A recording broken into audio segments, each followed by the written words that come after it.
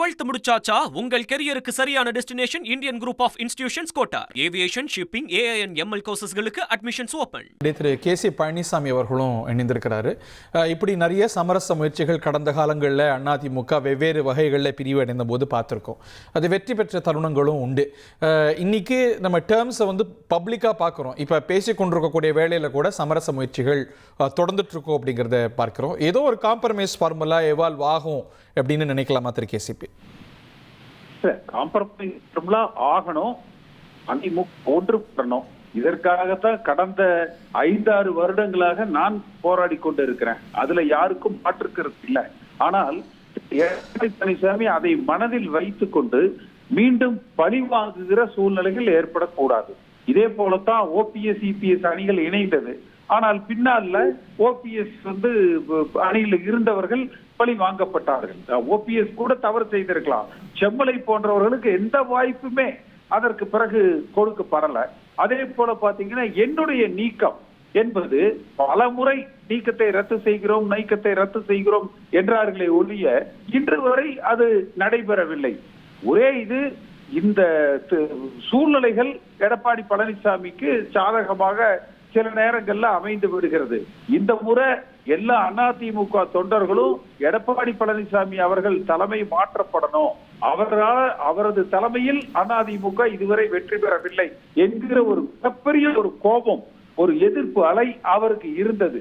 ஆனால் அவசரப்பட்டு திரு வேலுமணி, சி.வி. சண்முகம் போன்றவர்கள் போர்க்கொடி தூக்கி அந்த போர்க்கொடியில் அவர்கள் தாவேகாவுக்கு ஆதரவு நிலை என்று முடிவெடுக்கிற பொழுது அதை எந்த அதிமுக தொண்டனும் ஏற்றுக்கொள்ளல.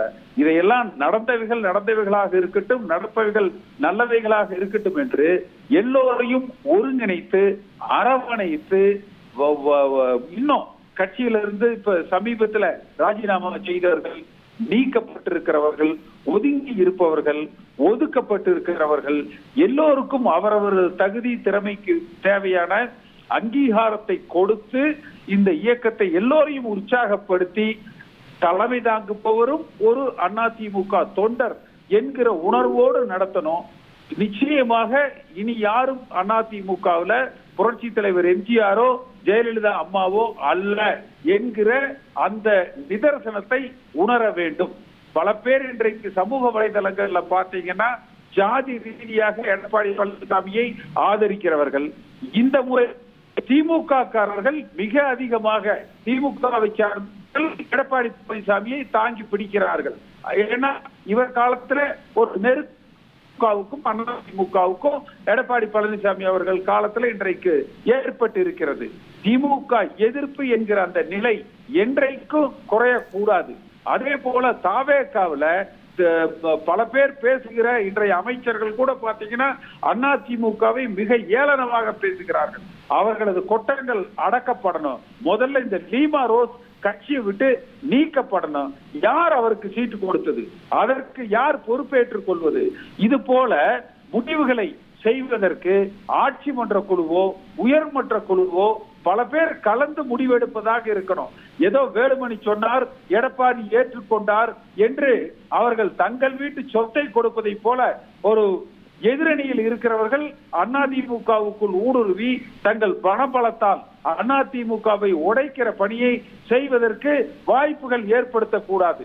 அந்த லீமா ரோஸை கட்சி விட்டு நீக்கணும். அதை செய்யணும் எடப்பாடி பழனிசாமி. இந்த இயக்கம் ஒன்றுபட்டால் ஒழிய, வலிமைப்படுத்தப்பட்டால் ஒழிய அதிமுக மீண்டும் ஆட்சி அமைக்கும் என்கிற நம்பிக்கை பொதுமக்கள் மத்தியிலும் சரி, அதிமுக தொண்டர்கள் மத்தியிலும் சரி குறைந்து கொண்டு வருகிறது. இனி எதிர்கால தமிழக அரசியல் என்பது தாவேகாவுக்கும் திமுகவுக்கும் ஆனதாக கட்டமைக்க தாவேகா முயற்சி செய்கிறது. அதே போலதான் உதயநிதி ஸ்டாலின் அவர்களும் திமுகவுக்கும் தாவேகாவுக்கும் கொண்டு வர்றாங்க. சமீபத்திய திரு அண்ணாமலை அவர்களது அந்த மத்திய அரசாங்கத்துக்கு மொழிக் கொள்கையில் ஒரு எதிர்ப்பு என்பது அவர் விஜய்க்கு எதிராக அவர் களம் காண்பதற்கு, அவர் தலைமையேற்று ஒரு அணியை வழிநடத்துவதற்கு அவர் தயாராகி கொண்டிருக்கிறார். இப்படிப்பட்ட சூழ்நிலையில ஒரு கன்வென்ஷன் பாலிடிக்ஸ் எப்பவும் போல எடப்பாடி பழனிசாமி இன்னும் கட்சியில நம்ம 1 கோடி ஓட்டு வாங்கி 3வது இடத்துக்கு போய் 106 தொகுதியில 3வது இடம் 16 தொகுதியில டெபாசிட் போச்சு.